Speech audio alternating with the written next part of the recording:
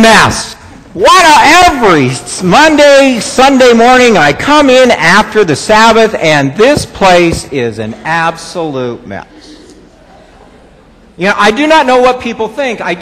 Raised in a barn, what is this? They come down, this is my street, this is my city. And you know what? It is really bad at Passover. All these people come, they bring these animals, they have the sacrifice, and if the mess isn't bad enough in the street, you should smell all those sacrifices at the temple. Just going up all over the place.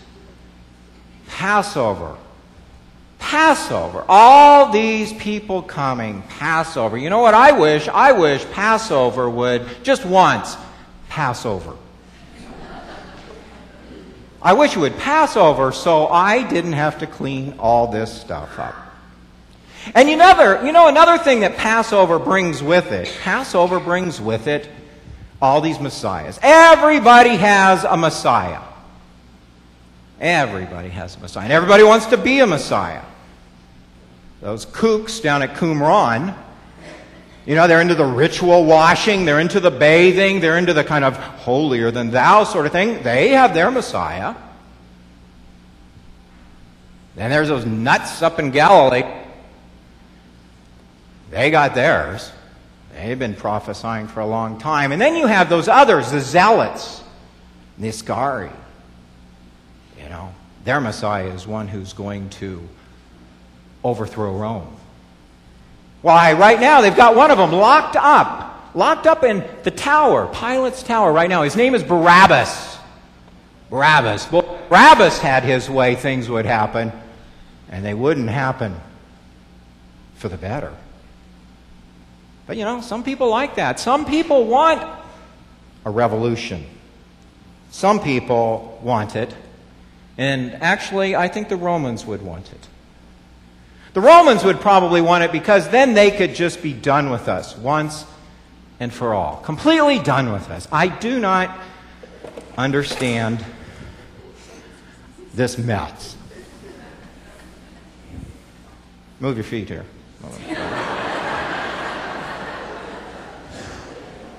God. I do not know what people think. Even that guy that came today. You know what they said about him? They said, "Hail, Son of David!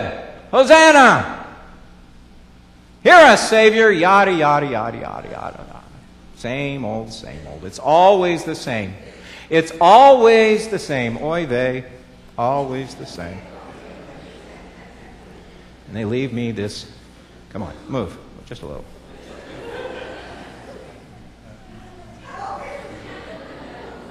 Leave me this mess. But there was something different about today. There was something different that I noticed that, a lot of this wasn't new.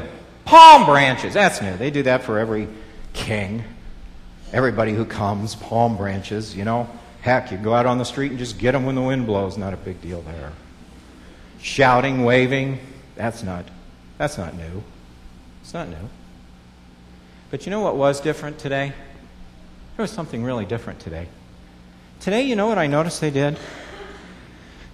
They took off their coats. Did you notice that? They took off their coats and they threw them down. They took off their coats. Now, to you, this might not be a very big deal to take off your coat and throw it down. Right? But I want to tell you something about the coat. The coat, for us, protects us from the weather.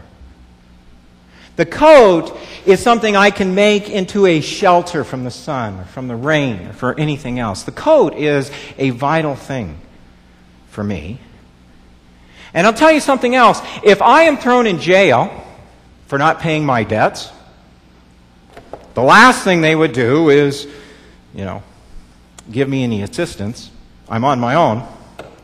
They can take away my job. They can take away my house. They can sell my family into slavery.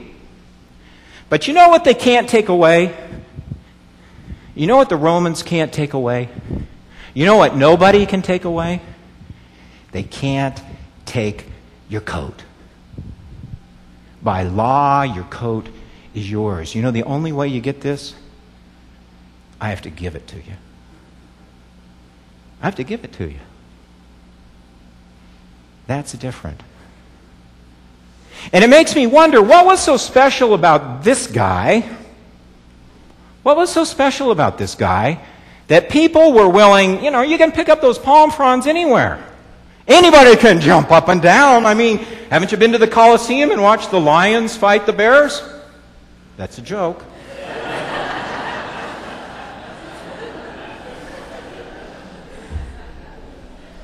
What was so special about this guy that they threw down their coat? Years ago, well, not that many, but a couple years ago, I went up to Galilee, had to visit the in-laws, bunch of fishermen. You know what fishermen are like? It was this big. And I caught this many. They always kind of stretch the story. So when the in-laws said, you got to come up and listen to this guy. He's got a different tale to tell. He's healing people. He's resuscitating people. He's exorcising demons. I said, oh yeah, a bunch of fishermen. You can really believe them. But, I went up there. I went up there to listen to him. And there was something different about what he said. There was something different, and it was hard to accept or believe. I mean, he talked about this stuff, love your enemies. Yeah, I'll bet love your enemies, right? Love your neighbor. My neighbor should love me. The meek shall inherit the earth. Oh yeah, the Romans like that one. But there was something else about him. He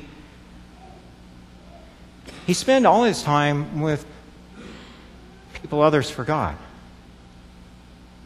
It wasn't always what he said, it's what he did. He took time to touch lepers. You don't touch lepers. They're totally unclean. He was obsessed with Samaritans. We all know that they're from the wrong side of the tracks.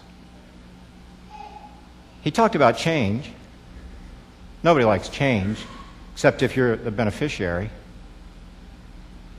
But then he also talked about this kingdom where these annoying little kids were welcome, and everyone just as well.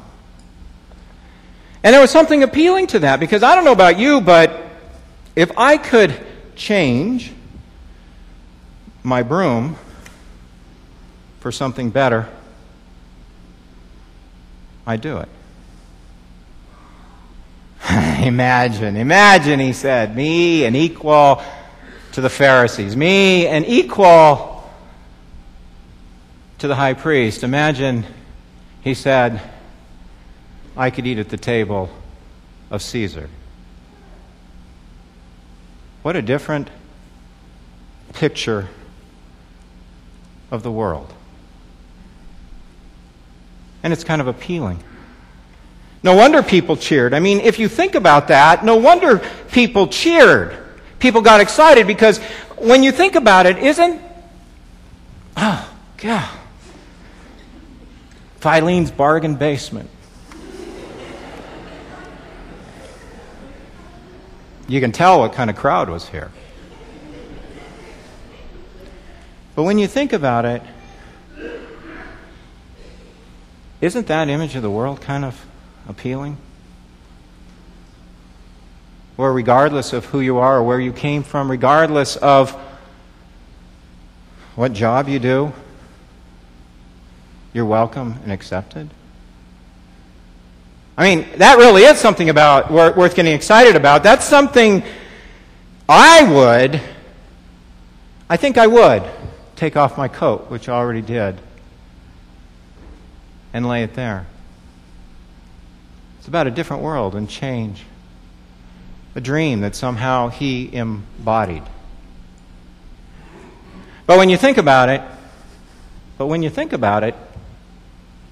change of this sort, he can talk all he wants to about change, but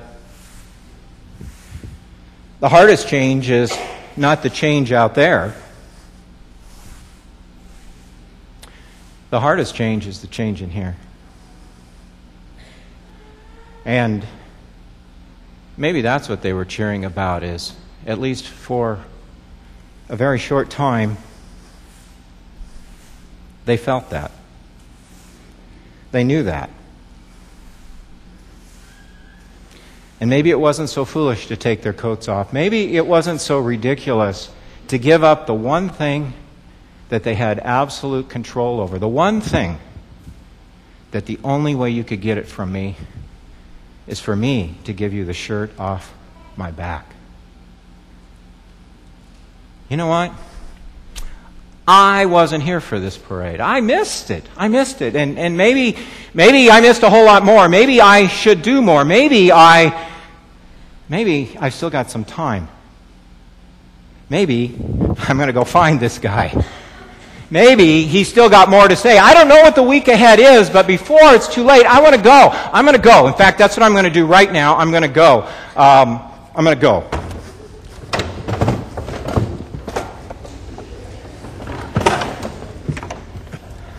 Because you know what? I think there's more he has to say. I think there is. I don't think it's too late, and I'm going to try and follow him. Why don't you come with me? And why don't you help me clean up this mess? The mess in our lives, the mess in our world. Why don't you come? Follow me. Follow him. Follow him too.